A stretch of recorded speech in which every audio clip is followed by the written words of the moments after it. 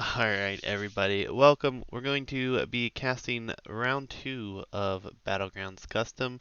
Tonight we're going to have Giovanni versus M4a1steaksause as set number 1. And Hitch, I don't know if you've loaded up the draft, but we have Lithuanians, Franks, Tatars for Giovanni, and then Chinese, Italians, and Japanese for M4A1. Byzantines being sniped from Giovanni. He banned Aztecs. M4A1 was lost Mongols with the snipe and banned Vikings. So should be fairly interesting. We do have Battlegrounds as game 1. Any predictions for you? I mean, I think Mongols would have been the obvious choice here, but maybe Franks, Japanese. Yeah, it definitely seems pretty viable. I don't really see any cavalry civ other than Mongols for M4A1, so it'll be interesting to see what he goes with here. Maybe Italians, maybe thinking Genbo as like a counter.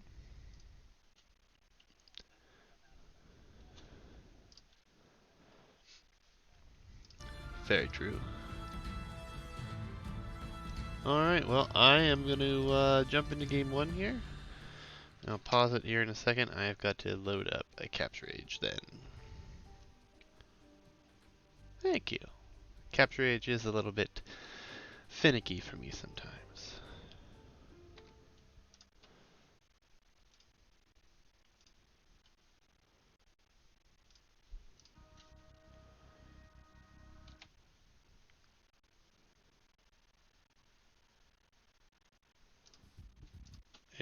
Is it even going to start here? Here we go.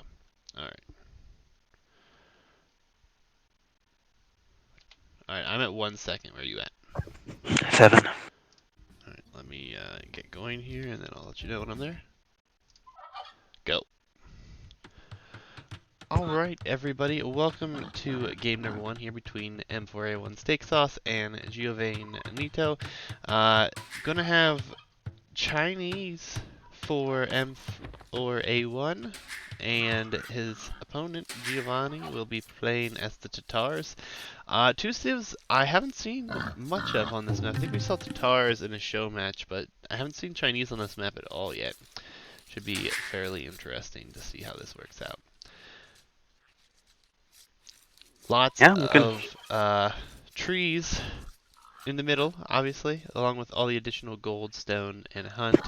Should be a nice match here between these two, as this is the first set in round 2. So, pretty exciting to be moving on to the next round. What do you think of the Civ matchup? I mean, Chinese are like jack of all trades. They can really just go whatever they want to. I mean, I really feel like it's a solid choice on pretty much any map. They can always do something pretty useful, but not really sure what we're going to see. If we're going to see, camels or archers here. I would predict scouts into camels, but nevertheless, Tatars, obviously, I would expect to see a scouts into knights play, maybe get into Keshik later on. Absolutely. Yeah, Chinese feel good on this map. So flexible. And I think that can really pay off here. Yeah, absolutely here. And can you speak real quick? Yes. Alright, my audio is working. Making sure that your audio is working this time, coming through. Let's Oh yeah, I already checked you, man. Alright, fair enough. So lucky here for Giovanni, he's gotten 4 extra sheep from the middle, at least. Perhaps a few more than that even. So he's done a good job of making use of that bonus. Yeah, he does have a Vil walking all the way out here, though. And the scout from Steak Sauce is gonna see that. So he's Yeah, gonna attempt that's to block it and have the yeah. boar kill the Vil. He does have loom though, I think, He right? does, but even still, I don't think he's gonna make it back with this villager. Yeah, I mean at this point I almost feel you got another fill forward. You don't waste it. Yeah, there's gonna be one Vil down here, and it's not gonna be great. I mean, And there comes the other Vil to still get the board just in time. That was beautiful. I mean, it's terrible to lose that Vil, being greedy, but at least you didn't lose the boar, right? Make it worth your time if you're going to do it. yeah, I mean, at least he is gonna get the boar in, but losing a Vil there against Chinese too is rough. I mean, and look, Steak Right. Sauce right away is gonna Coming come forward. forward. Right. Well, then this is what I prefer. Like, I understand the temptation to go out for the boar, but I think it makes more sense to go forward with your Vils after you use up the food at home. Absolutely. And I feel like it's going to be an interesting wall off here for Giovanni as he's got a bunch of house walls coming down, probably over investing into the house walls, honestly. But he is also going out to the middle for another boar, so he's intent on getting this boar in and maybe trying to get up to the next age just a little bit faster with those. Yeah, I mean, when you're looking at, he's pulled in an extra 700 food and boar, plus the fact that he brought in 7, 8, I think, something in that range extra, extra turkeys with that bonus. He's going to be in just as good of a position, I think, or probably a better position than Steak here going in the middle for deer. I think he'll still be okay, honestly. I mean, he's going to be bringing in that boar as well. So both players opting to go for very long boar lures with villagers. Very interesting. Haven't seen that just yet. I mean, I've seen the scout bring in the extra boars, but we even have TC shooting the boar over here for Getting steak fancy. sauce. Oh yeah, got practice that one. Funky mentioned going Berbers here, pulling the boars, and it's actually kind of interesting. You can pull in the boars a little bit safer, and like a strong camel sieve could be a good counter pick on this map. Absolutely. Not to mention, it's also a flexible sieve for water maps and some hybrid maps if you get in that situation. Yeah, I mean, with the draft and all these maps and the different variety we have, I mean, Berbers is definitely going to be a solid pick. One to watch out for, possibly one to see banned quite frequently as well. But I still feel like Steak Sauce is going to be in a much better position going up as long as he pressures because of the limited resources at home here. And those golds are both extremely forward. So, gonna have to pressure though. If not, I mean, this might be some sort of nope, he's up too. I'm gonna say he might be trying to fast castle with all this food under here. Yeah, the big advantage for either player right now is that Steak is forward. That's having that early control and taking control of the map and the game. It's so important on this map. Resource-wise, Giovanni has more than enough food here to see him through for a bit, but yeah, it's all about fortunately expanding though. So we've seen it with this map before. Turtling up and trying to boom doesn't really work out that well unless you can get out and do damage at the same time. I mean, that said, we do just now see walls going to be coming down here for M4a1, so both players going to try to wall up their main ecos a bit. Still liking this forward position, although the barracks being forward is going to make it a bit more difficult to protect if the scouts are to come out before those walls go up, which is a real possibility here. Yeah, timing is going to be crucial here. If this villager wandering around could be a big issue. Building from the outside. No stable coming up yet, so. Yeah, I mean, a lot of Vils forward here too, so this is a bit risky. I mean, a few scouts could do a lot of damage. Spears are going to be there to defend though. And honestly, I feel like if this is scouted properly, Giovanni should just go to castle. Yeah, I think. I don't know. I think it's a mistake from Stakes. I think he should have dropped a stable right away with all that food income he has in the middle there. A forward stable, pumping out scouts. He could have easily gotten in and done a lot of damage here. Yeah, I mean, it's going to be interesting to see what happens. I mean, his eco is slowly falling behind here as well. Yeah, a little bit more idle time for the TC. Absolutely, and the stable finishing here for Giovanni. So spears are great for that defense, but spears is slow, and Stakes base is wide open to a raid. Yeah, I mean, it just depends on if he actually makes any, and he is producing to, or getting them out wall's still not up. He does have one scout to help defend, and spears could come home. He does have 3 spears in the middle, so not in the worst position there. Yeah, it feels like slow to the stable. The stable on this map, Scout's very strong from what we've seen before, but I think you want to go. You need to prioritize it a little more than it was prioritized here. Get it right away. Go forward right away before the walls can get up. Yeah, and I mean, walls are just now coming to a close here, but I don't know. He still could be hit at home here. Yeah, but and then he's gonna make it. And if he goes, come on, don't wait for the. There you go. Stressing me out, Giovanni. So timing worked out. Scouts are in. Yeah, he is going to be in. Looks like he could probably pick off at least one villager here before the spears get back. But otherwise, I don't think he's going to be able to do a whole lot more damage here. No, I mean he's forcing up some house walls and just some idle time is probably worth it. I mean, now interesting is neither player's on gold. If Steaksause was, he could be going up now. He's got tons of food. Yeah, I think he was about to build that market. He's going to just buy his way up, just sell the food, sell the wood, whatever he can do to get up. But interestingly, now we have no spears in the middle, and we have 3 scouts headed there. Coming back. I like that. I love. I was about to say I wish he was producing more scouts go in the middle, but looks like he's taking care of that. Yeah, and his eco is already ahead, and now he's getting some pretty free villager pickoffs right here as he's fighting with vills, waiting for the scouts to get there. I mean, he might not get anything. There's one spear here. Oh, there's one vill down, so one vill for all that. Yeah, and back home he's just safe. Both players now with walls almost complete. I think the Tatars are going to be paying off here, though. My camera is frozen. There we go.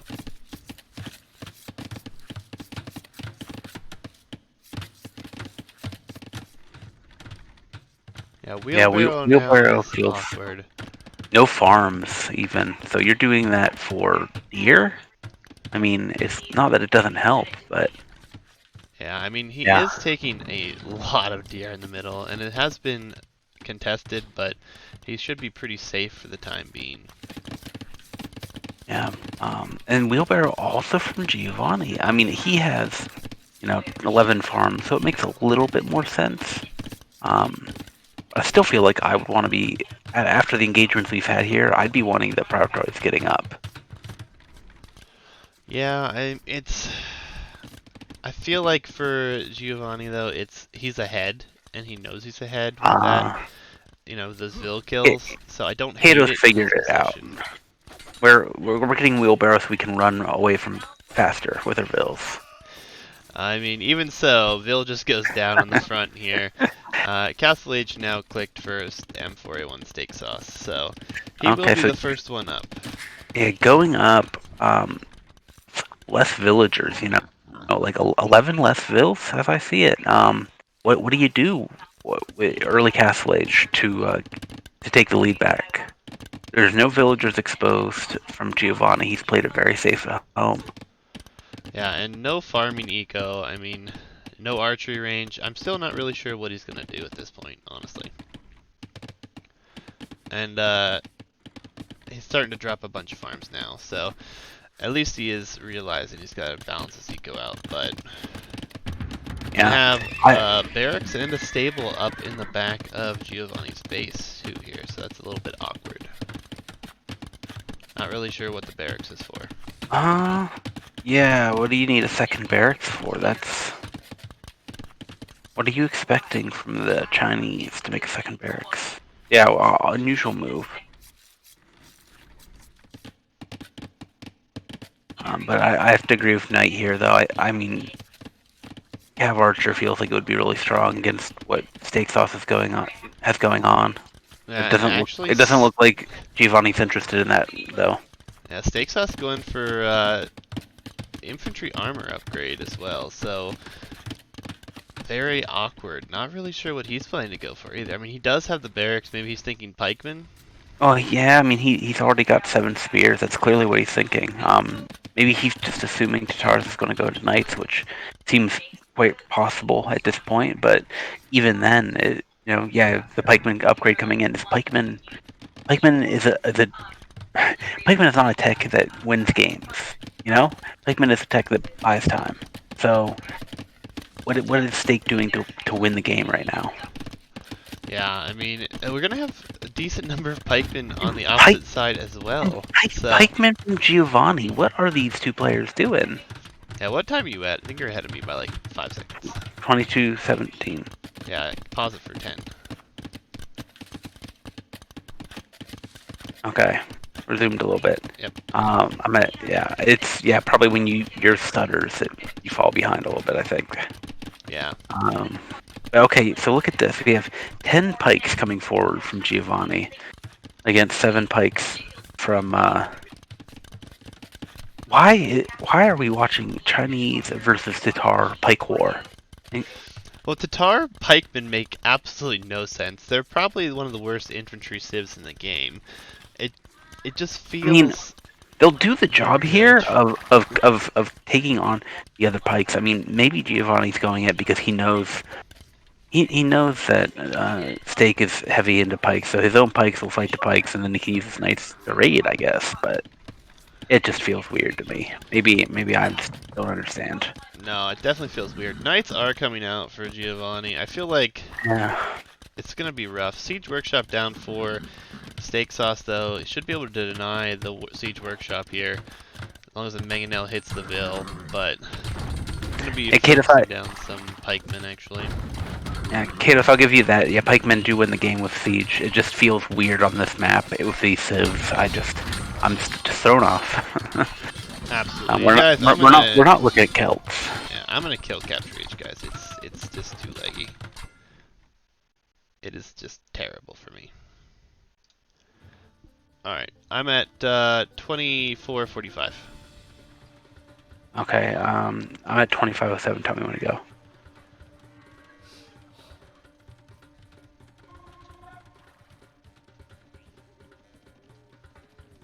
Go. And my overlay is messed up at the same time, so this is gonna be fun, guys. Gonna be looking at some weird statistics and whatnot, but we'll be just fine nevertheless. Yeah, the Tatar pikes felt weird, but it looks like it was exactly what we were talking about. Is he just made his own to counter the existing pikes. I still think it would have made more sense to throw out a couple cav archers if you wanted to clear up the pikes, but I'm no pro. No, I agree. I think Cav Archers is a play. Especially with Tatars getting the free thumb ring and what was it, Parthenian Tactics? Is that what they get for free as well? It's pretty huge. Yeah, it seems like a no-brainer in this situation to me, but I'm once again not very good, so. No, I absolutely think it would have been better off. I mean, I guess Steak Sauce going with Pike Siege is not the end of the world. It's actually a pretty decent thing to do against Tatars until you see Cav We Archers, but we are seeing garrisoned rams here. I'm excited. oh.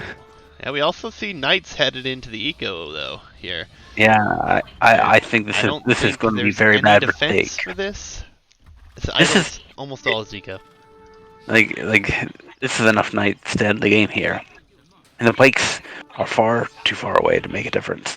Well, and at the same time, the siege is going to be coming forward. There's only a town center here and a few knights. It's going to be hard to deal with both these attacks. That said, though, not a ton of villagers lost just yet, but we're about to have quite a few of them go down here on this wood line. Yeah, but the idle time for Steak Sauce is shooting up. Oh, I believe it. I cannot see that statistic anymore, unfortunately, but Vils are going down, and Giovanni is doing a hell of a job to defend. And what the Rams went down as well. I don't know where the Rams went down, but they went down. Yeah, the Knights took the Rams out under the TC. Oof. I continue here. I'm just dying to see Cav Archer. I mean, Scorpions will do the job, so I guess you don't need to do it. You do already have the Siege Workshop. Scorpions make perfect sense. I don't think we're gonna see this one go on for too much longer, though. The eco is falling apart here, and lots of idle time, like you said, and night numbers are getting to a point where, I mean, if he gets +2, he could take out TCs fairly simply here. Only 2 stable production.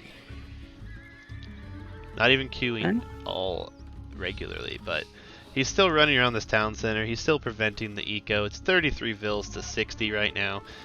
It's really looking rough for steaksause. As he makes another play on this town center here.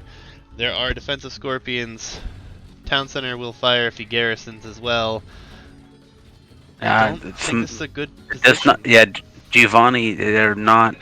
Maybe not paying as much attention to that fight. I would like to get him to micro those knights a little bit more, but he's going to win this. I think Kato's kind of has the idea this is Giovanni's game. Yep, and knights are in on the wood line as well. Even more villagers going down, dropping down to 27 villagers. Yep, GG. And the GG. Yep. Oh, well played. I'm just confused. I don't understand the pikeman play. I really don't, but especially from Giovanni. I mean, He didn't stick with it. It made sense. He wanted a shield for his knights, and then it worked really well. It did. He was perfect on that. I think cav archers make more sense if you could afford it. Maybe it would have been tight, but he had plenty of gold. Yeah. But I would have liked to see cav archers, but the scorpions did the job just as well. So you can't Absolutely. you can't complain. But the cav archers would have made that raid with the knights so much better. He kept getting for a long time house walled out from getting Vil kills, but well played. Looking forward to the next game. Yeah, absolutely. So Tatars with the win, Chinese with the lose. We'll see Franks or Lithuanians for Giovanni, and then we'll see Italians and Japanese next for M4a1. So hold on, people. We'll be loading into game number 2 here.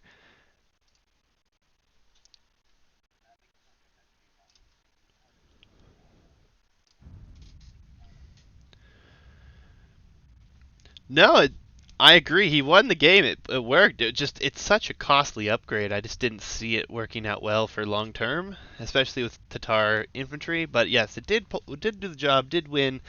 You know, so take what we say with a grain of salt sometimes. Just confusing because it's not really a long term option for Tatars. That's all. But you got the win, so.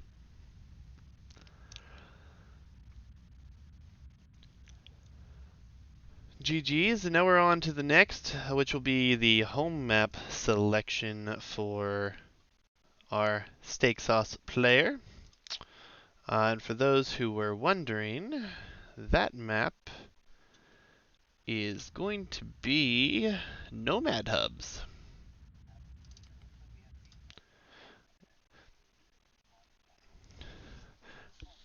Gentlemen.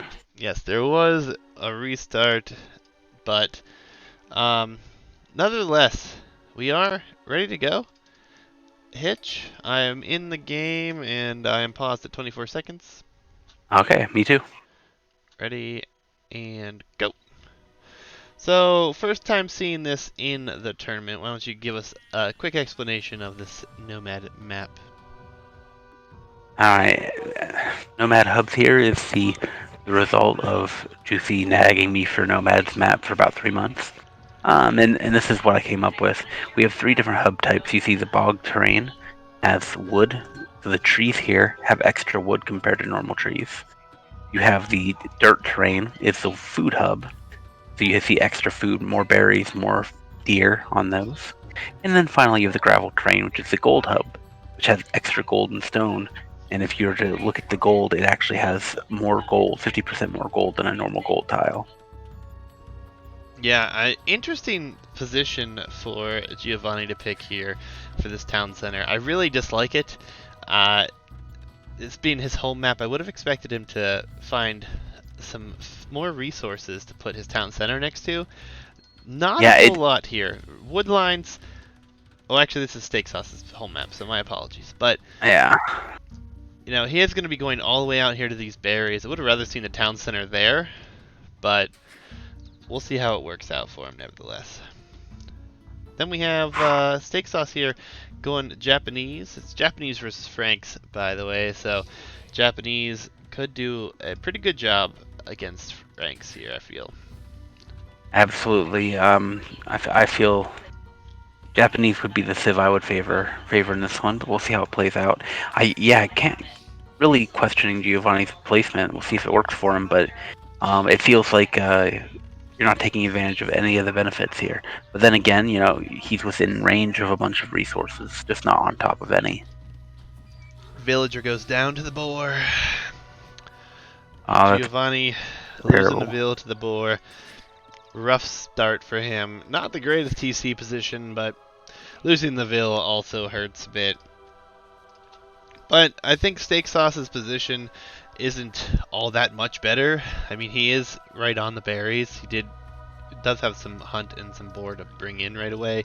Gold's a bit closer, but I mean, Japanese being the much slower civilization, I feel like getting up and getting to scouts is going to be the important factor here for Giovanni.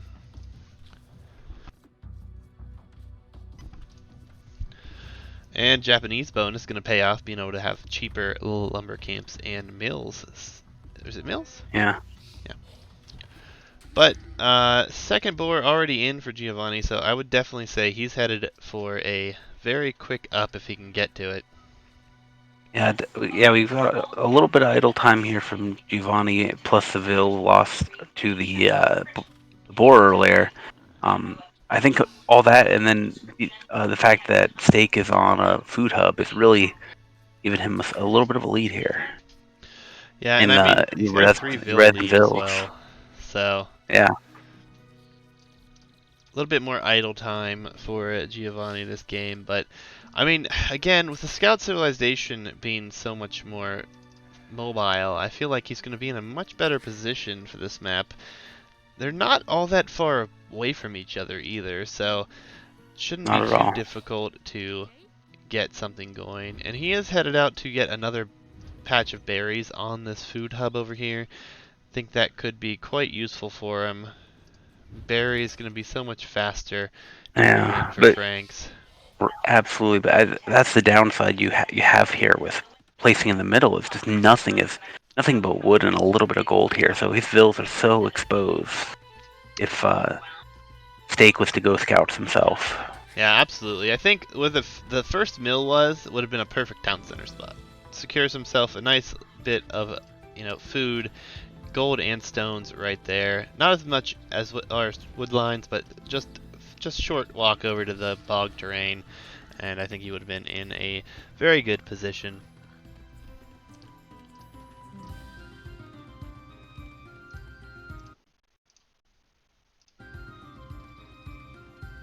Yeah. So looking at this map, I mean, do you think this is going to be decided early with scouts in feudal, or is this one going to go on? It's gonna be a tough one to call there. I mean, Japanese gonna be in a good position if he can manage to get his archer numbers out.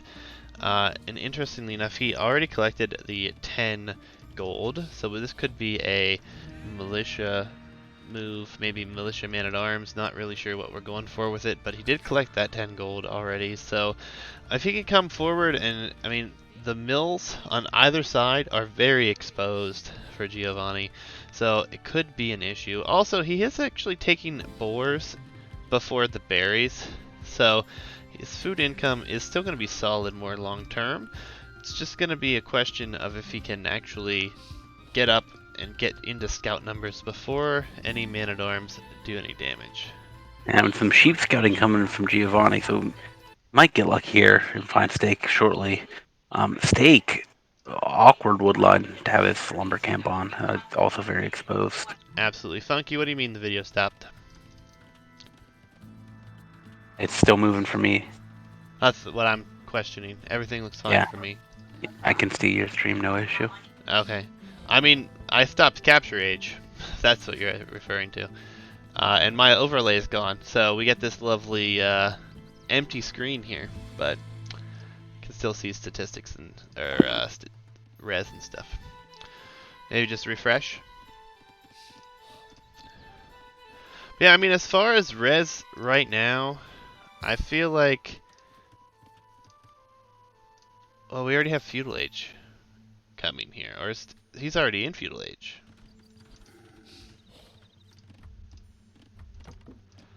As far as M4a1 goes. So, militia already out as well, going to be attacking faster, picking off one villager already. Villagers here as well. I mean, this could be 3 vills down here for Giovanni if he's not careful.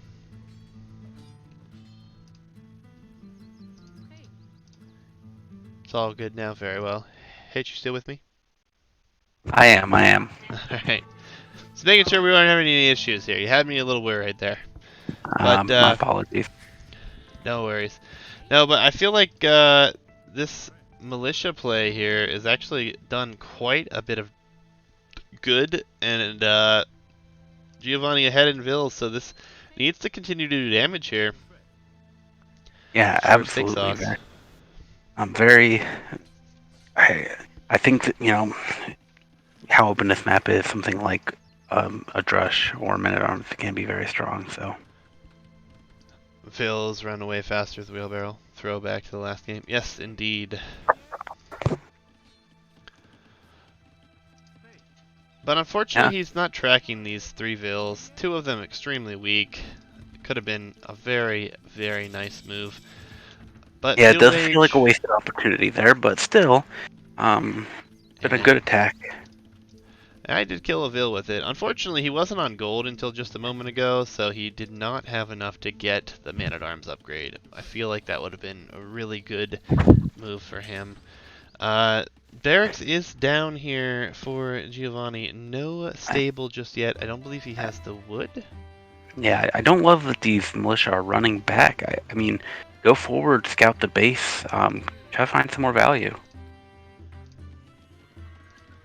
Kados is right. I think the meta strategy for every map for Battlegrounds is Berber's fast wheelbarrow. Yeah, Steaksause is going back because he cannot see the town center. He hasn't scouted it.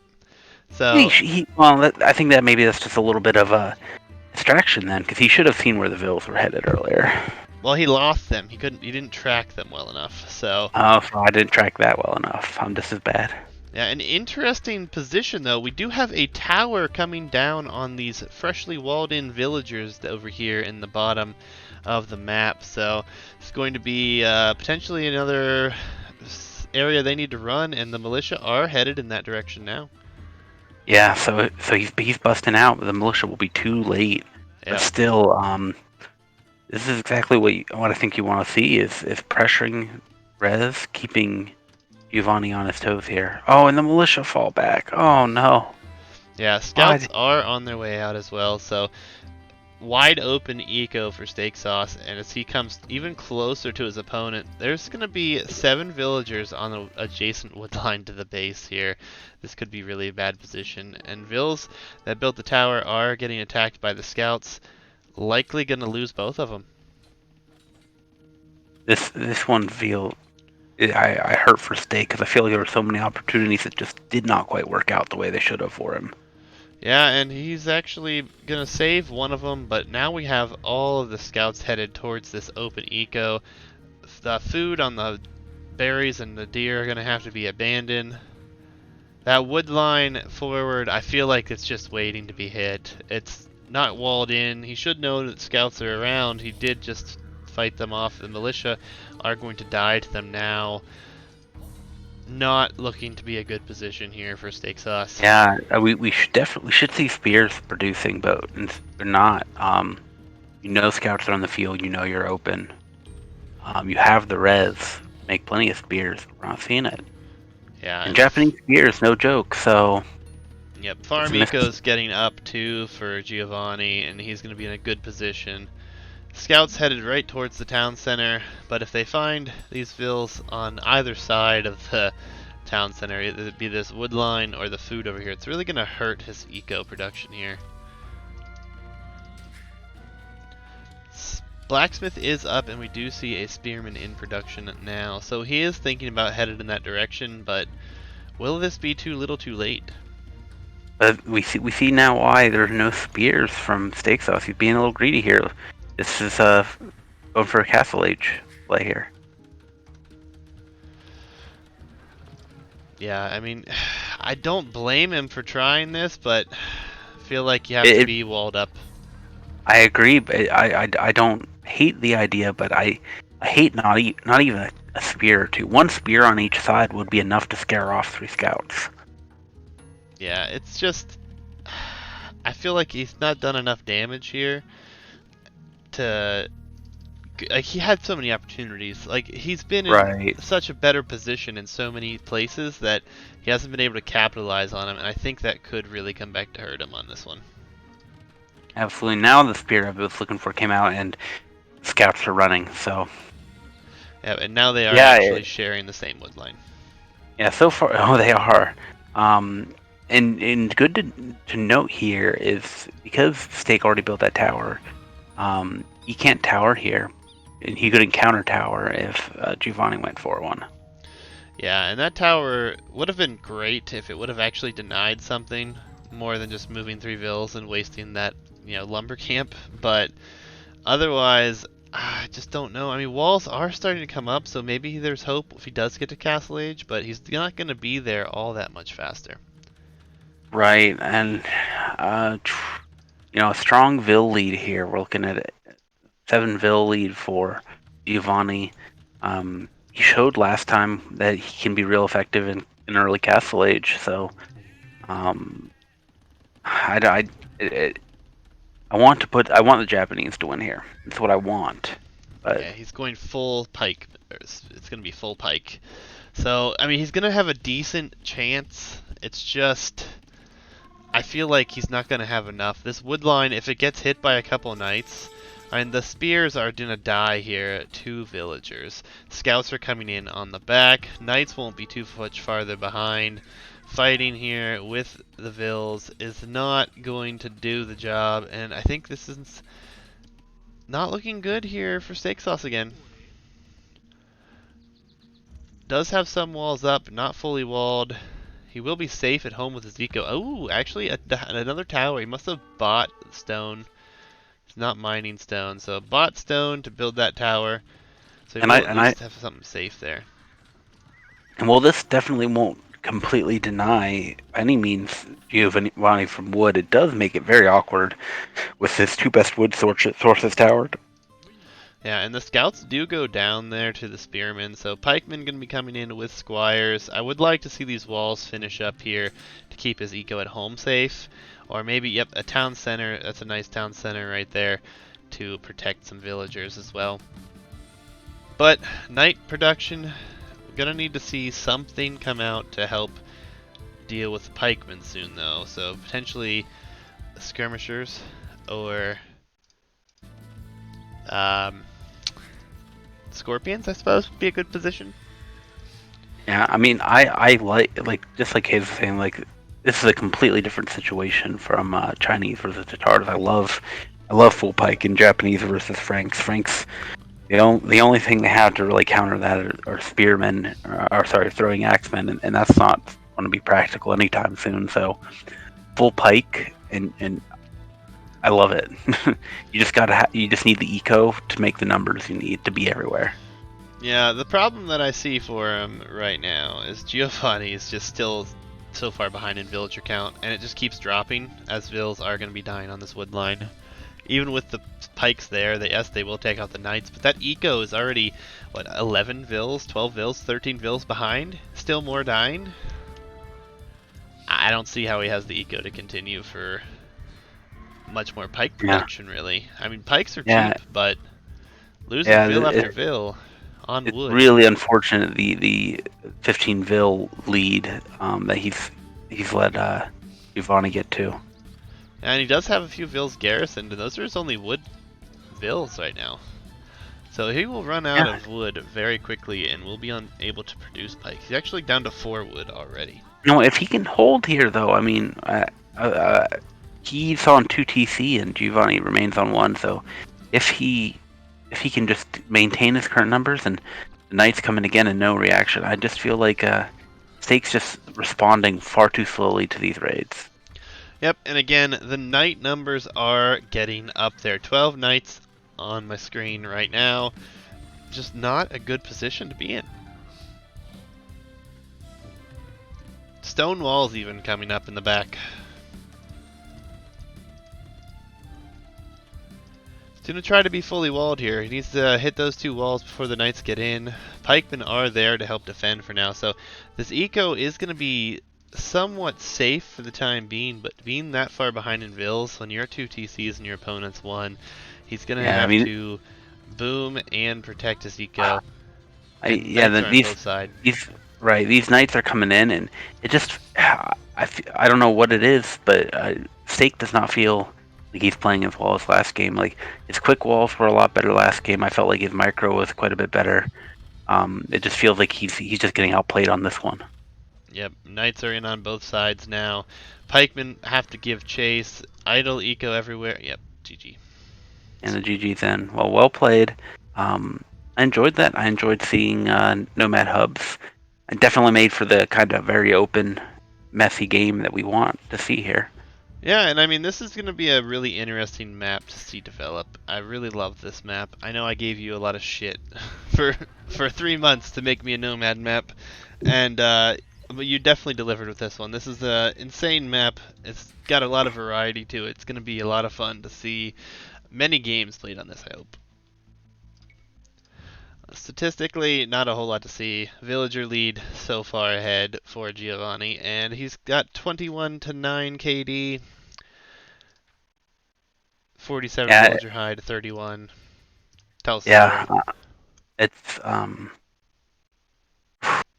I don't know. I think Steak just had some weird picks here. I mean, going only Pike as Chinese, I didn't love that in Battlegrounds. And in this game, it just felt like he was just a little slow. Like if he reacted quicker with his militia a few times, he could have got some Vill kills. Would have made a difference. If he reacted quicker on protecting Vills, he could have kept his eco alive. But Yep, Giovanni absolutely. definitely earned his win though, and I'm looking forward to seeing him in the next round. Yeah, absolutely. Well played. Just so you guys know, we're about to have some spoilers in the bracket, so if you are planning on watching it, look away for the next few seconds. We're going to update the bracket, show it to you live with all the results. Any And spoilers from previous casts or from new casts? previous casts, I've not updated to games we've not cast yet, but Okay. That's what. Giovanni taking the set there will be the first to move on into the round 3 here, and we're gonna cast Solezebrafish versus Crispinus next. So stay tuned for that one, guys. We're gonna get on that here in just a minute. Crispin Sebo. Is that right? Well, his username is different than his in-game name. Yep, but yes, it's Zebo on Discord.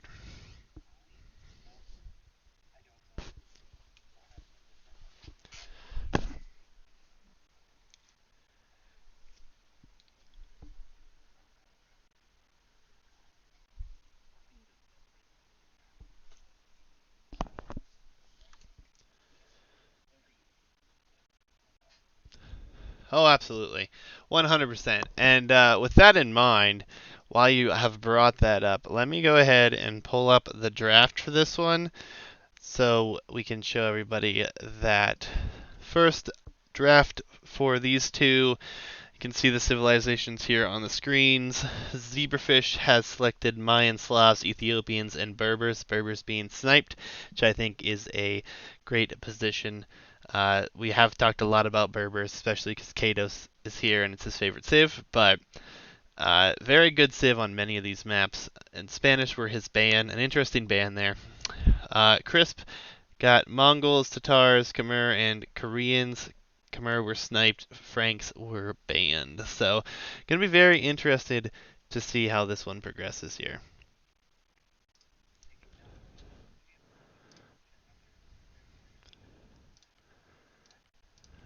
Yeah, we have just the players picking the draft. Like they will each pick a map. They pick home maps as it's before the draft. Correct.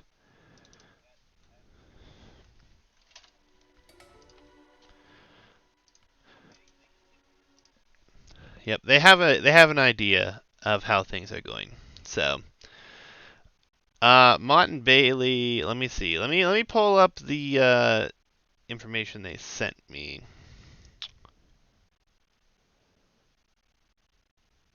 did they send me that?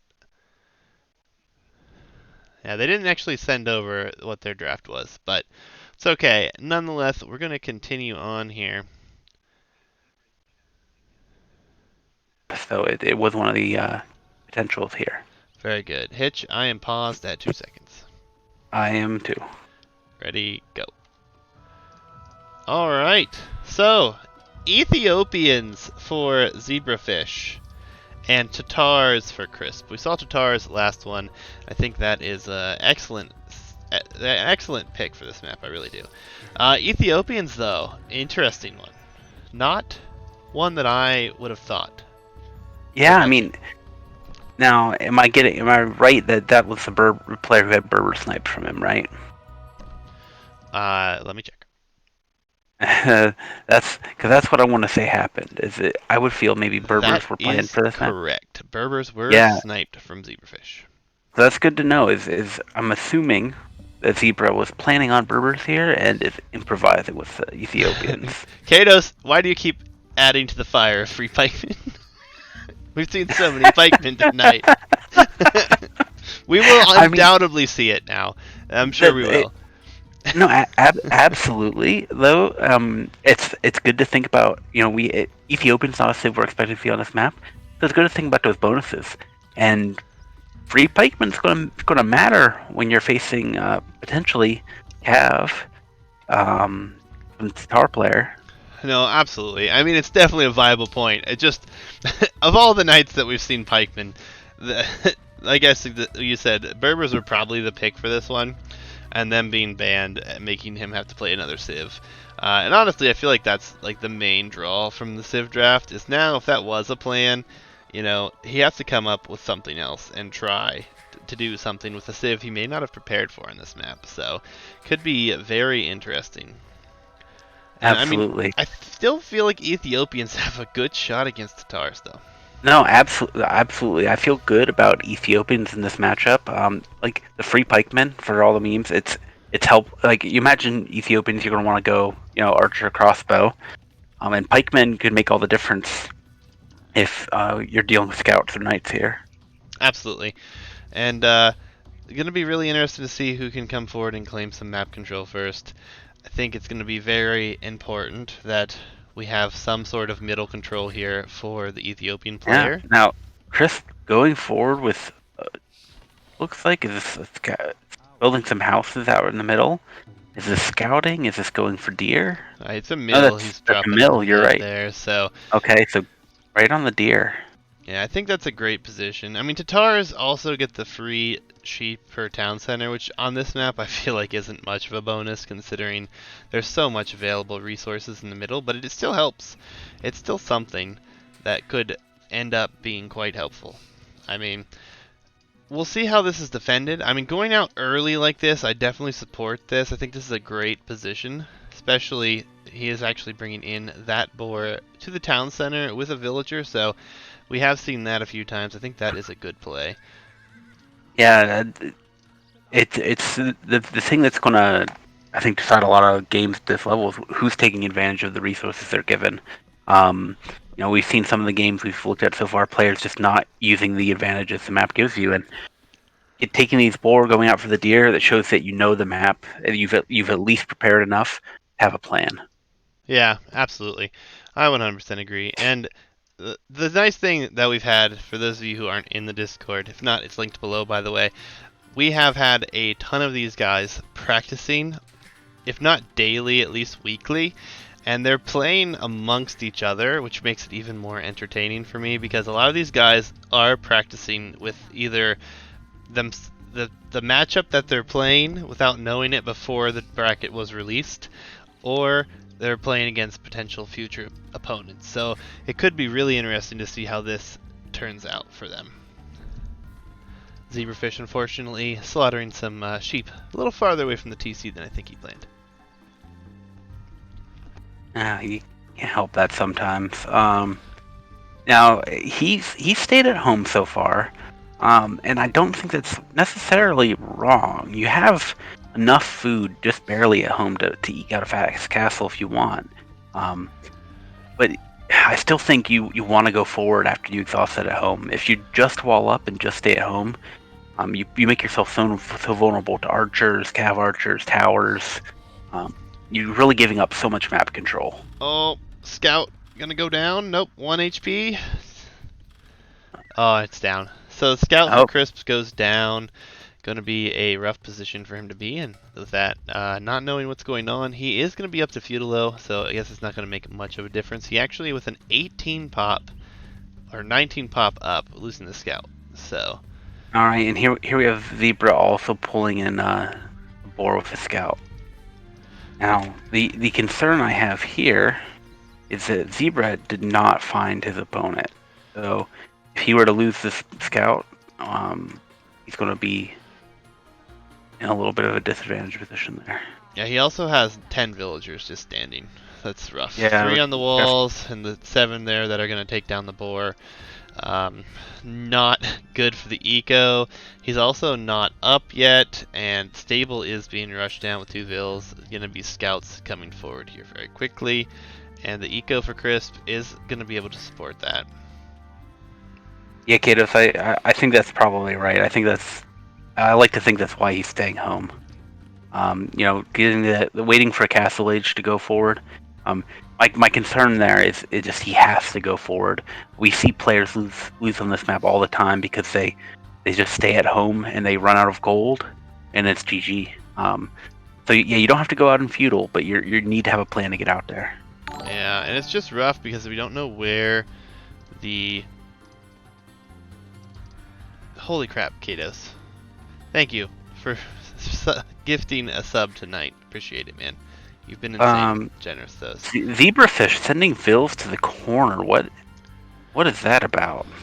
Yeah, I'm not sure. He needs to get these walls up, like, desperately. Scouts are going to be here anytime. They're already really close to him. And honestly, he doesn't have a safe gold. No safe gold with Ethiopians is going to be really hard to deal with. No safe gold. Walls aren't up. Scouts are sending Vills to the corner of the map for some reason. It feels I feels like Crisp's really been thrown by the snipe here. At least 1 Vill will go down right here. More scouts coming in. This is not a good position for him to be in. Another Vill should go down here that was building this house too. Gonna be a couple Vills down already. Some idle Vills in the back. 2 Vills coming forward to chop trees awkwardly. Scout. Sphere is out.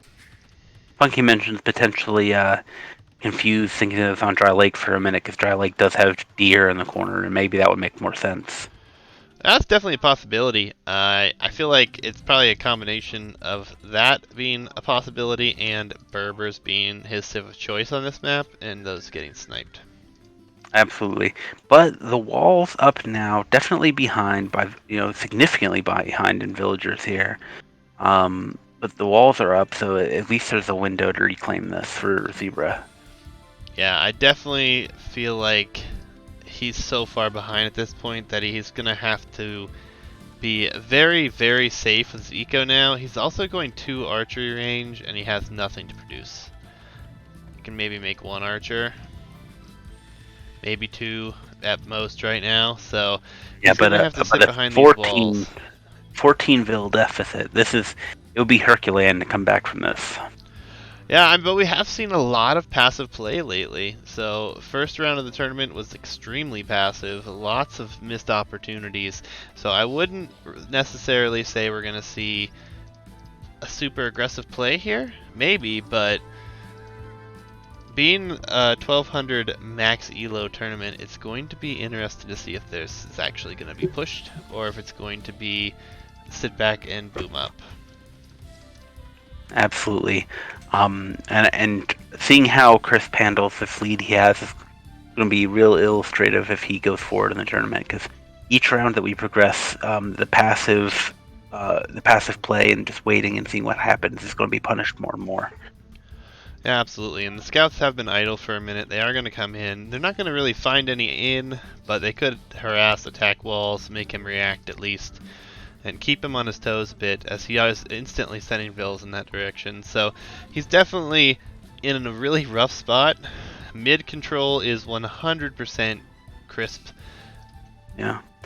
Crisp, anticipating the archers here, already producing skirmishers. What I would love though is to see those forward right away.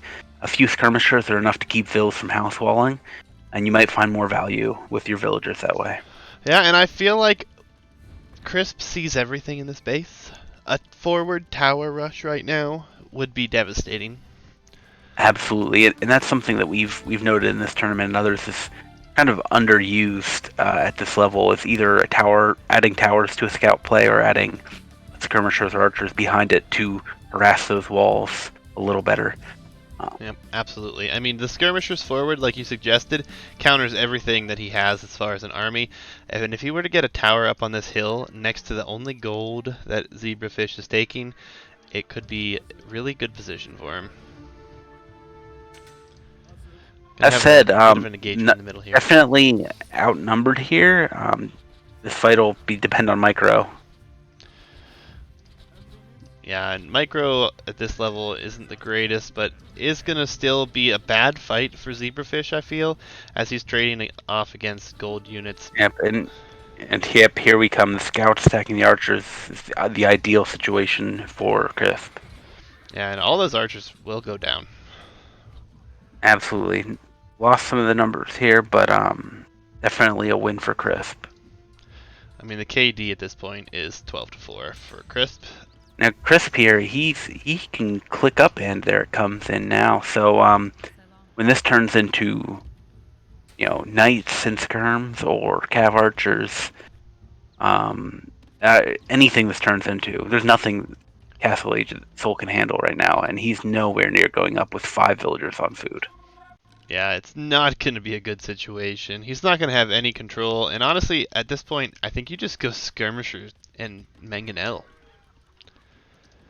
I don't even think you need to go into Knights. I don't think you don't. You can do anything, and that's the key, especially at this level. What we've talked about. The key is doing something, though. Is picking something and going for it.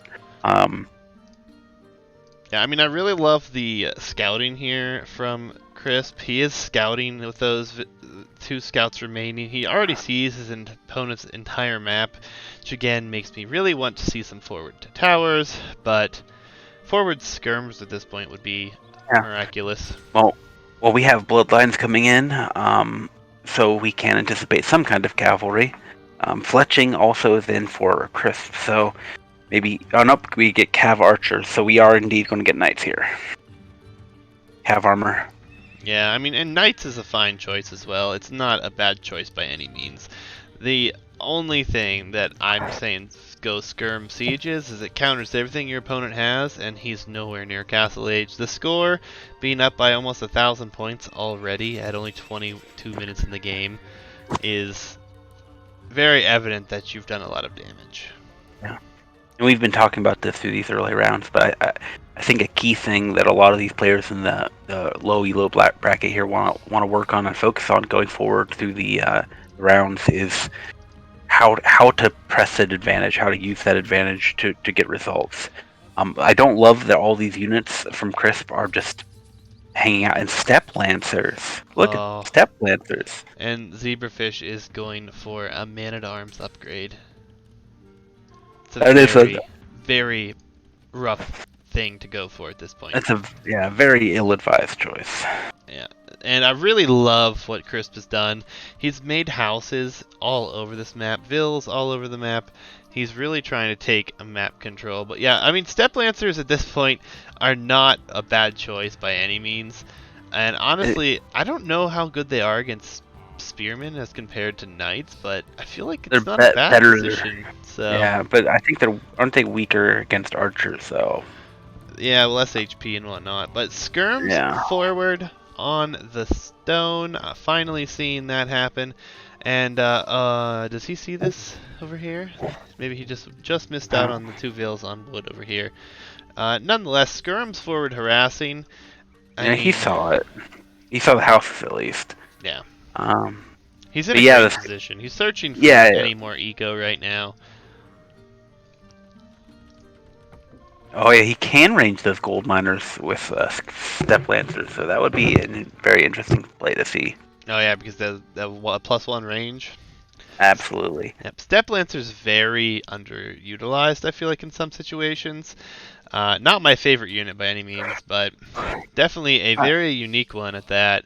yeah, I I mean, mean, I I think we need to see a buff for them of some sort. Nothing too yeah, crazy. Maybe just some more HP would be nice. who knows? I just I don't. Uh, it's not completely passive, but I just feel like you're in Castle Age. You've got this big score lead. I want to see you end the game Well, when I you're in this think position. we're gonna see a castle drop. He's on stone. He could buy Yeah, but we're up. Ville's and going down it'll in the work. corner. It'll work, but Ah, you don't need a castle drop. You know what I mean? It just feels to me like I'm just imagining going forward in rounds. If Chris picks this set here, um, this is a way you can lose games. no, absolutely. You were ahead earlier. You're ahead by a lot of villagers, but the gap is less percentage wise than it was earlier because you're giving him time to recover. Yeah, well, as chat says, the castle drop is just cooler. That's all.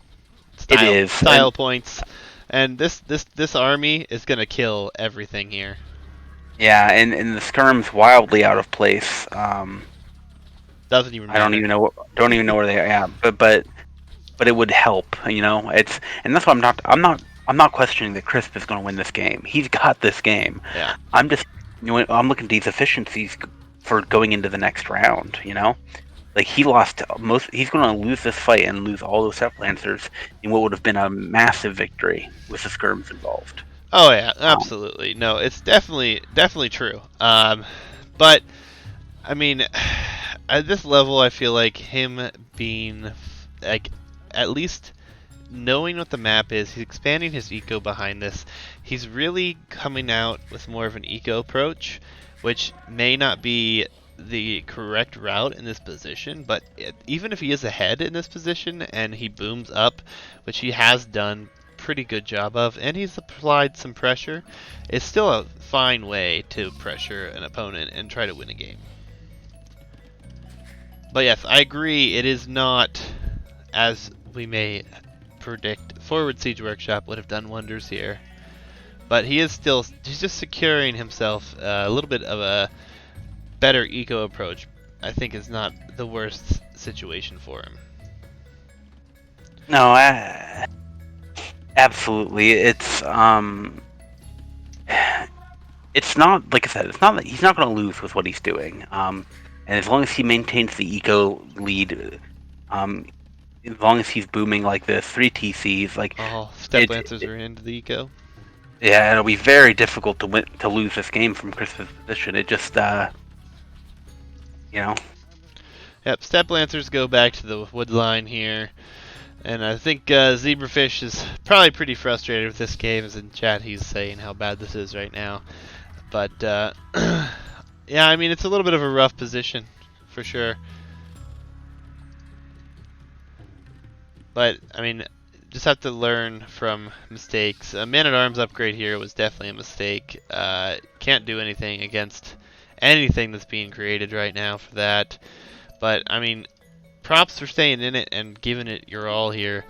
Uh, he hasn't killed you yet either, so why not play on? and maybe that's almost where Chris is. Maybe he keeps expecting just a GG and not having to actually do the work. But and it's good. I think it's good when you're in Zebra's position. Fight on. Especially for game one of a set like this, you don't want to just roll over quickly. So putting up a fight, what I like to see. Yeah, I just would love absolutely. to see another TC here shortly to try to make up the Vil difference here. Maybe on this gold on the left, just anything to make a little bit of progress. Yeah, but I think the final push is coming. We're going to see 2 Mangonels, a couple Scorpions, Skirms, and Step Lancers finally going to be in the mix together, it looks like.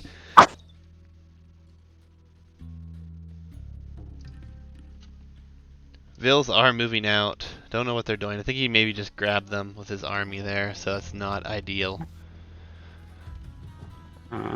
Well, they're being the meat shield here. Ah, well, guess you need one, right? Nonetheless, a few big mango shots here could do a lot of damage to this army. And we're about to see them too, it looks like. Knight gonna try to like come in and get one, but it'll go down before it gets one, unfortunately. Yeah, it was close, but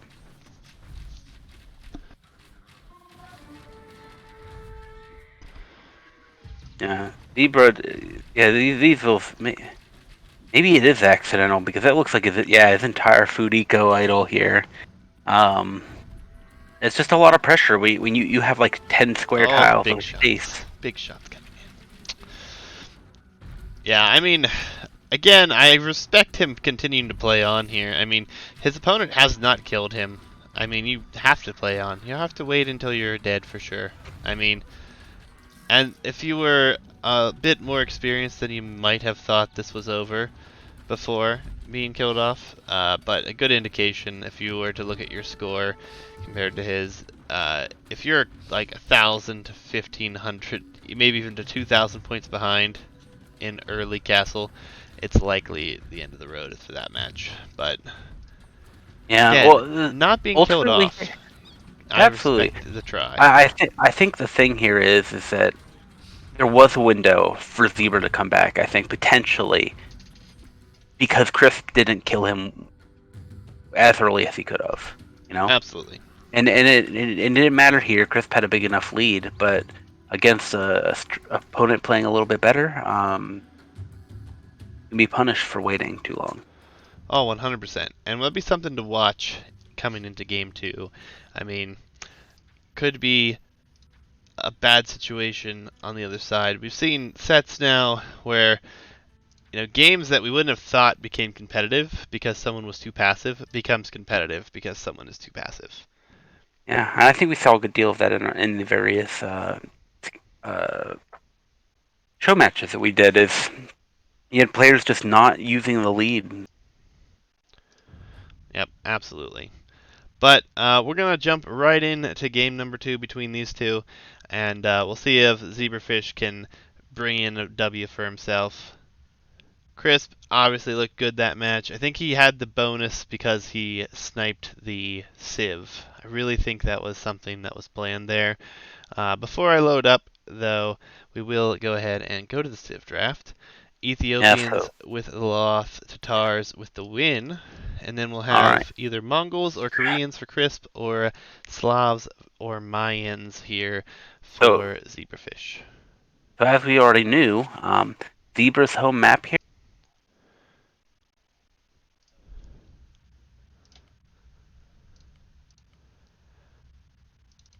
I mean, it has to be Mongols, right? Has to be.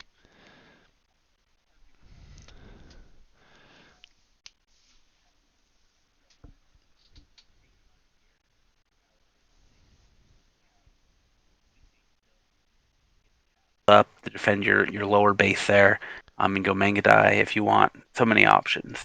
Yep, I'm Be, loaded in. 1 second, Hitch. I'm ready when you are. And go.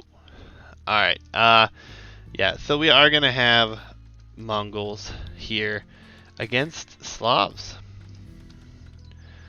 And thank you guys for letting me know. I'll have to look into that in between the next session. Apparently, your audio gets cut muted. off whenever I switch screens. Oh, you've done that before. Yeah, Yep, my bad. we had that problem with freeze. So that's fine. But yeah, as I was saying though on that other screen though, I really love Mongols on this map. You know, the hunt bonus with this hunt that's in your walls. If you go the Mangadai route, you have stone here that's pretty safe. The castles protect you from the knights from another player. Mongols feel very strong here, but they feel very strong on a lot of maps. Slavs though, what do you think of Slavs on a map like this? I think infantry siege could be devastating on a map like this. Problem being, Mongols having the answer to that with their own magnificent siege and their own cav archer into Mangadai. I mean, it feels like they have a chance for sure. Just I feel like we have to see early pressure, and we can't let Mangudai numbers or Cav Archer numbers get too high. Yeah, absolutely. Knights are the play, right? Castle FC Knights for the Slav player, right? I would say so, yes. Yeah. So I guess that's my question then. What are we looking at in early castle range? The Slavs making knights. We'll be able to get into the Mongol base. Do you think he will have a castle already before they can get in, or will he have to counter that some other way? Well, that's the interesting thing with Mont Bailey. You have these walls. It's deceiving, though. You're not that safe, realistically. One tower and villagers could batter through, no question. But we have yet to see that happen, and the res is so exposed after that first layer of walls. I would love to see some sort of a tower, maybe tower man-at-arms rush, honestly. Could deny resources quite simply. I mean, obviously it's a lot of ground to cover, but I mean, I feel like it could be a great situation for oneself. Another thing that I would love to point out right now is we see a standard build for both players, which I have tested this map thoroughly. You cannot play a standard build on this map. You need to avoid going to wood because you have houses, you have lumberjacks, or you have, sorry, not lumberjack camps, you have mining camps, and you have a mill. You don't need any wood. You can go as many as 12 fills on food and survive without having anything on wood. I really think it's been, what? I was gonna say that tells you something about the preparation here then. Well, not necessarily. A standard build is still common when you start with, additional housing on like Regicide Fortress and stuff like that. I just feel like maybe these players being at the lower end of the elo on this tournament don't practice something like that. Absolutely. But I mean, 3 vills right now on the wood that you're not going to need. I mean, Soul Zebra has 320 wood right now, and he doesn't need to build houses, doesn't need a mill, doesn't need a lumber camp. All that wood's going to be sitting there. He's floating res. Same thing for Crisp on the other side. Same situation. I mean... Yeah, I wouldn't admit, I think I would send maybe 2 to wood, just because I feel like you're likely to forget, and you don't want to end up stuck with no lumber camp, no wood. But yeah, going standard play is not ideal here. I agree. Yeah, I mean, it's definitely not the end of the world by any means, especially both players are doing this right now, and actually Crisp is sending 4 additional villas to wood right now. It's just, with the additional housing, all these... Well, it's about priorities, right? You're looking at this from a feudal aggression perspective. And I think, like Knight says, if you're thinking of this as a FC, the wood makes more sense. Yeah, no, for sure. I mean, it could go either way, and I'm thinking about it just in general, not say per fast castle or feudal, but I don't mind having that happen. I'm very curious. We have Soul Zebra headed way out here for a lumber camp now. He's got forward vills very much in the front of his base now, so maybe he's worried about some early aggression. Gonna try to wall up behind any early aggression. Yeah, it's an interesting choice. A very interesting choice to go for a forward lumber mill there. I don't know what to make of that. Yeah, I feel ya. But we have Feudal Age about to be in for a Mongol player. Barracks is up on the front. Plenty of wood to go ahead and put down that stable right away, and I would expect to see that any time now. Ooh, actually, an archery range. Okay, yeah. Just for context here, everyone, you're looking at about 2,500 to 3,000 food or wood behind the TC. So the forward lumber camp at this point is just very odd. Yeah, especially considering we could be on stone or gold. And another thing, it's very interesting to see Archer play. We're going to have 2 militia as well, so we're going to be putting on some feudal aggression here. Man-at-Arms upgrade going to be coming in as well. And this is what I was talking about. You may feel safe behind all of these walls, but I feel like this is not going to go well. house and then a blacksmith for Crisp, and he is housed right now. He is definitely behind in the villager count, but Zebrafish going for more of a fast castle build, it looks like, and he's about to be punished for it.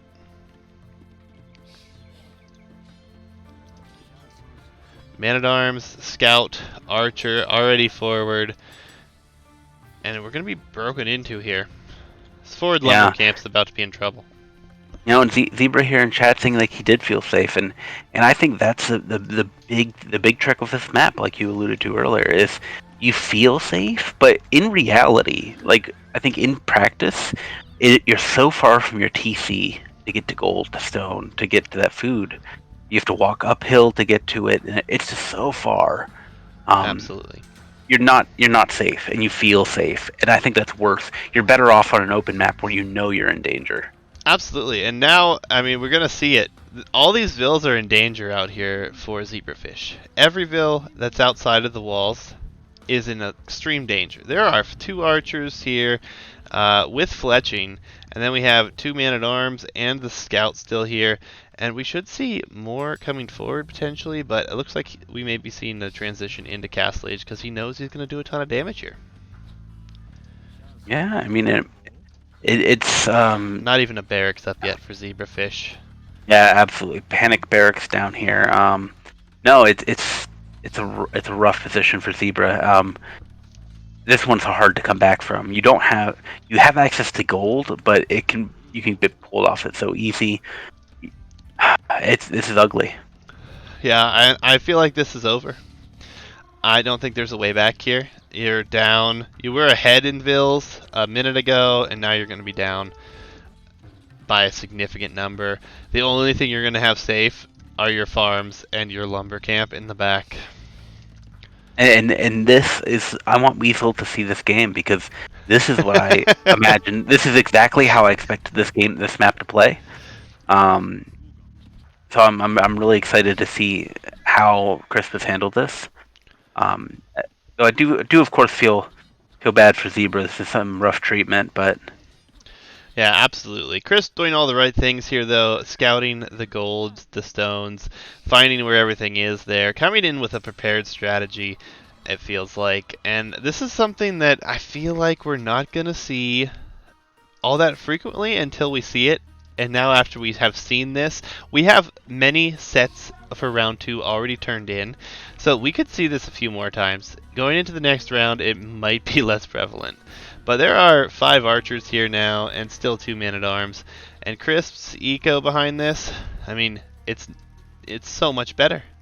31 vills to 19. The gold now has to be evacuated. And like we said, the only thing safe is in behind the walls here. And these vills might even let them into that area. Now, the only advantage, and it's even hard to call it that, is Castle Age coming in first for Zebra here. But what are you going to do? You don't... a few golds, maybe build a market to sell some res, and maybe you can get some knights to clean this up, but this is a bad position. Yeah, I don't think even 2 knights does the job here, honestly. I think he has to go into skirmisher to try to defend it, and I think he has to hope that his opponent's invested so much into this he doesn't have vills behind this, but... I mean, Castle Age, I don't think we're going to see it for Crisp, but it is going to be... instead, we're seeing men-at-arms. 4 men-at-arms going to come through. Not going to do much against these archers. No armor, and the archers have fletching, so... Yeah, I don't think we're going to see any sort of Castle Age here from Crisp. I think it's full feudal pressure. I think you've denied all these resources. I almost feel like even coming forward with a tower to block farm space at this point. I mean, Zebra is dangerously close to being pushed off a wood, and at that point you're fighting a game where your only resource is what's in your farms. Yeah, and honestly, I love that we're seeing this. I feel bad that Zebra's going to probably lose to this, but I feel like this is that simple, classic thing. You feel safe behind walls, and you regret it. 15 villagers. His home map too, which makes it all the more painful here for Zebra. Absolutely. I mean, Fast Castle is definitely an option on this map, especially with everything you have going for you, but unfortunately, it's not something that's going to pay off when you're under this much pressure. Kato's being very optimistic. Yeah, I mean, but maybe there's a small window here. I mean, you do have some skirms. You could push out. You could get an upgrade maybe, but you're still off of gold. Yep, I think the move from Zebra right now is save wood and rush down a town center on that gold. If he could get a town center down on that gold between the gold and stone, he'd have a fighting chance here. Yeah, potentially. The big issue is really going to be the Mongol player is on stone, and I would expect to see a castle forward, honestly. I don't think you. Yeah. I don't think you. He probably will, because I'm saying I don't think you do a passive defensive castle, but I feel like one on your enemy's base, potentially in between the gold and the stone there, could be devastating. Yeah, going out to the gold again here for Zebra, I think it's just a big mistake to not go for the TC. I think a TC right there keeps you in this game a lot longer. Yeah, I mean his opponent is now up to castle age, so it's gonna be upgrades coming in, and Step Lancers again. Weasel and Crisp are gonna be best friends. Or the worst enemies. they love their Step Lancers, that's all. But yeah, Step Lancers again, Mongol Step Lancers coming forward, and it's just Skirmisher. It's full Skirmisher right now. For Yeah, I mean, and Zebra, it's not gonna be pretty. Yeah, and I think the window here for Zebra's open. I think a TC on the gold, like we talked about, I think that buys you time here. But even if these villas don't go down, he's going to be denied off of gold again. Yeah, and without gold, no there's no option. There's nothing you can do against this. And these skirms are about to die. The archers are going to circle around and start picking off even more villagers. And it's just not going to be pretty. One knight going to come out, but one knight's not going to survive against all this army. Crossbows going to clean up the vills here. Now, what if Zebra mixed in some pikemen? Would that make a difference here? Not with crossbow there. I know they're coming. I know the spearmen are coming, but yeah, it's just a rough situation. Expecting to play a fast castle, and if you expect a fast castle on both sides and it doesn't happen, this is the kind of punishment that can be dealt out. And this TC hurts my heart. No, yeah. That TC doesn't buy you anything. Buys him more wood control, which he already has, unfortunately. But yeah, I mean, I would expect that castle to be coming forward at any time now, and I think that might be the nail in the coffin. 752 stone, just a matter of time. But yeah, I mean, there it is. Oh, it's extremely forward. Yeah, I think that's the right move. I feel like this is going to be a trend for this round that we're about to see continue. Step Lancer's even going to try to sneak around to the side here. Crisp in full control of this one. Zebra not having the best day for this one here, but again, still trying his hardest to get a W here in the tournament. Can't do anything but respect that. It's going to be unfortunate to see him exit the tournament, but going to even be a forward town center in the walls of Zebra as well. But there's just really nothing that we can see but skirmisher and barracks units right now. Maybe some stable units, but gold is such a concern here. Zebra Eco is 24 vil strong compared to 41 vil strong. It's just not ideal. Step Lancers gonna be breaking in again and again, and all we're gonna see is skirmishers. Not even elite skirm at this point. Can't even afford that. So roughly going to have to come to an end here shortly for him. But while we have this opportunity to talk about this tournament, if you guys don't know, this is the 1200 max elo bracket. Next month we will be having a 1400 max elo bracket. Following month, a 1650 max elo bracket. We're going to be doing this for 3 months straight on custom maps. Gonna be very crazy. Looking to get more and more people involved with this as GG does come in. If you guys are interested in joining the tournament, like I said, 1400 max is next month, 1650 after that. The links and all the information are in the Discord, just linked down below. GG comes in here for Solezebra, and I appreciate the effort and thank you for trying to continue in these games. Good to have you in the tournament. Hope you enjoyed yourself, enjoyed the maps. Congratulations to Crisp, who will be moving on to the next round here, and yeah, I'm not sure. I'm not sure how I would feel after these couple games myself, there, Zebrafish. But yeah, yeah, we'll do some more tournaments in the future too. So stay tuned, stick around, and you'll see some information on those coming up. But we are gonna finish the 3 months worth of tournaments first before we go into anything else. But nonetheless, guys, it's gonna be another 2-0 in the tournament here. So we have Crisp going to be moving on. About to have some spoilers. If you guys haven't seen any of the first round or the second round there, let me tell you to look away now. I'm going to throw up the bracket as we see Crisp taking the sit to 0. Well played, Chris Zebra. I'm glad you jumped in, Zebra. First tournament, I understand stuff, but I hope to see you in our future tournaments, right? Absolutely. And just around the Discord, even. Absolutely. We play all the time. We'll play with you. Yeah, interestingly, I didn't even realize this till just now. We're actually going to see Crisp against Giovanni, round 3. So Yeah. So you guys can feel free to schedule and play that whenever you'd like.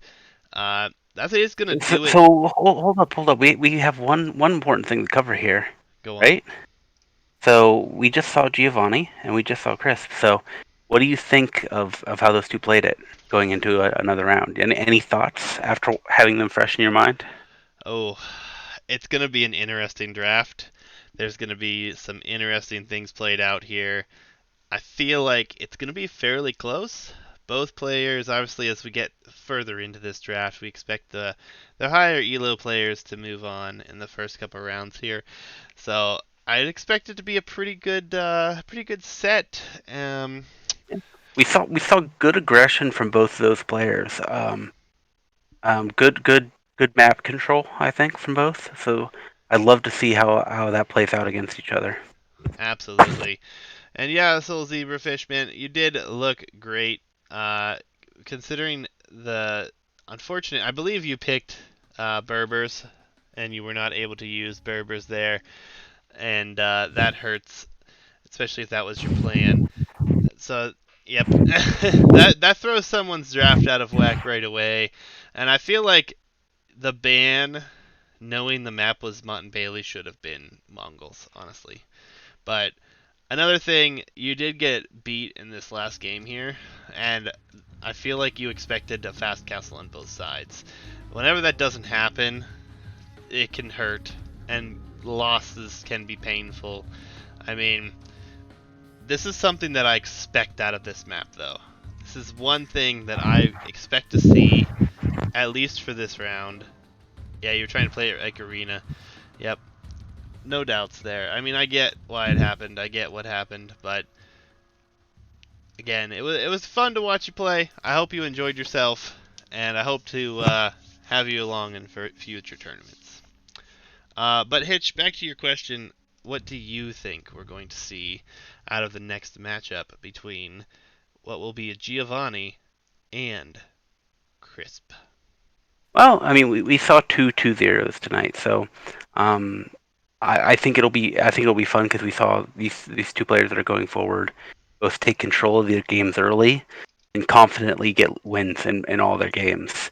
Um, so it'll be I think it'll be very interesting to see which one breaks in that condition because they both played very well this round. Absolutely. But guys, hope you enjoyed this evening. We got through 2 sets in round 2.